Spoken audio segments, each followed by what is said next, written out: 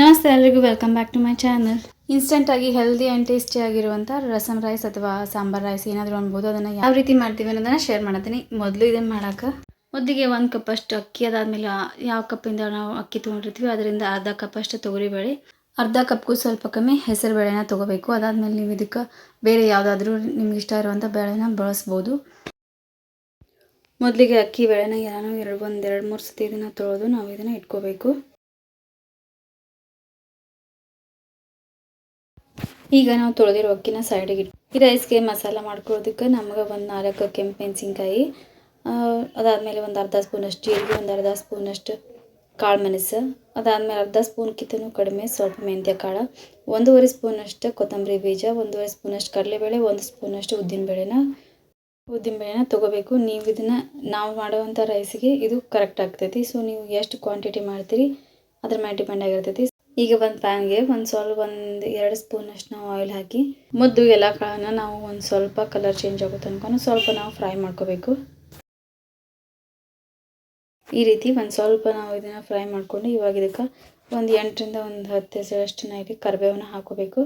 ಸ್ವಲ್ಪ ಕರಿಬೇವು ಕ್ರಿಸ್ಪಿ ಆಗೋ ತನಕ ನಾವು ಇದನ್ನು ಫ್ರೈ ಮಾಡ್ಕೋಬೇಕು. ಇದಕ್ಕೆ ನಾವು ಕೆಂಪು ಮೆಣಸಿನ್ಕಾಯಿನ ಹಾಕ್ಕೊಂಡು ಫ್ರೈ ಮಾಡ್ಕೋಬೇಕು. ಈ ರೀತಿ ಸ್ವಲ್ಪ ಕ್ರಿಸ್ಪಿ ಆಗೋವರೆಗೂ ಹುರಿದು ಇದನ್ನು ನಾವು ಸ್ವಲ್ಪ ತಂಪಗಾಗೋದಕ್ಕೆ ಬಿಟ್ಟು, ಅದಾದಮೇಲೆ ಇದನ್ನು ನಾವು ಒಂದು ಮಿಕ್ಸರ್ ಜಾರ್ಗೆ ಹಾಕಿ ಆದಷ್ಟು ನಾವು ಇದನ್ನು ನುಣ್ಣಗೆ ಪೌಡರ್ ಮಾಡ್ಕೋಬೇಕು.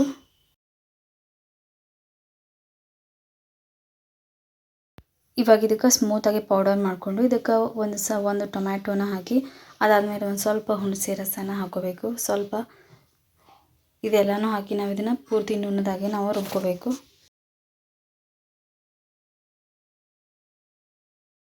ಈ ರೀತಿ ಇದನ್ನು ಸ್ವಲ್ಪ ಸ್ಮೂತಾಗಿ ನಾವು ಈ ರೀತಿ ಪೇಸ್ಟ್ ಮಾಡ್ಕೋಬೇಕು. ಈಗ ಒಂದು ಕುಕ್ಕರ್ಗೆ 3ರಿಂದ 4 ಸ್ಪೂನಷ್ಟು ಆಯಿಲ್ ಹಾಕಿ, ಆಯಿಲ್ ಸ್ವಲ್ಪ ಬಿಸಿ ಆದಮೇಲೆ ಸ್ವಲ್ಪ ಸಾಸಿವೆ, ಸ್ವಲ್ಪ ಜೀರಿಗೆ, ಅದಾದಮೇಲೆ ಸ್ವಲ್ಪ ಕರಿಬೇವು, ಅದಾದಮೇಲೆ ಸಣ್ಣದಾಗಿ ಕಟ್ ಮಾಡ್ಕೊಂಡಿರೋಂಥ 1-2 ಈರುಳ್ಳಿನ ಹಾಕಿ ನಾವು ಇದನ್ನು ಸ್ವಲ್ಪ ಈರುಳ್ಳಿ ಕಲರ್ ಚೇಂಜ್ ಆಗೋವರೆಗೂ ನಾವು ಇದನ್ನು ಸ್ವಲ್ಪ ಫ್ರೈ ಮಾಡ್ಕೋಬೇಕು.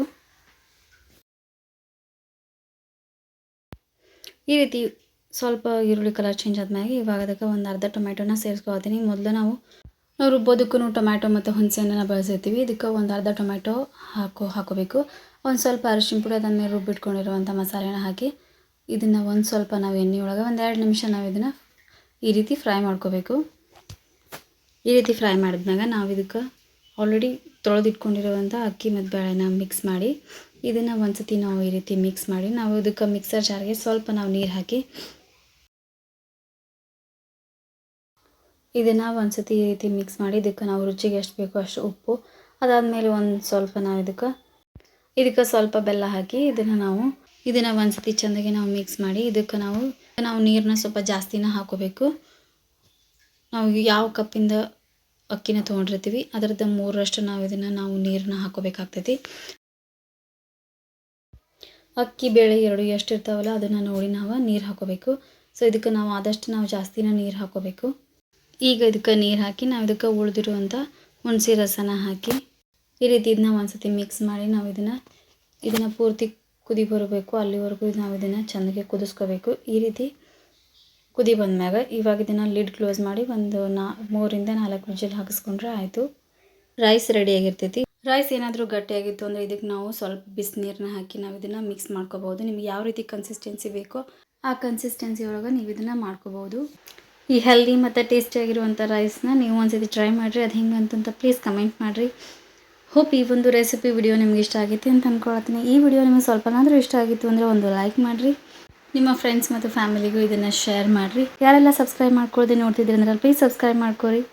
Thanks for watching and keep watching.